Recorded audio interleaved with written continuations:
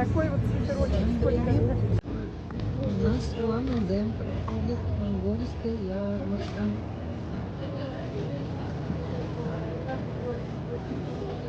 Товары из Монголии. Теплые, шерстяные, кашемировые изделия, кожаные.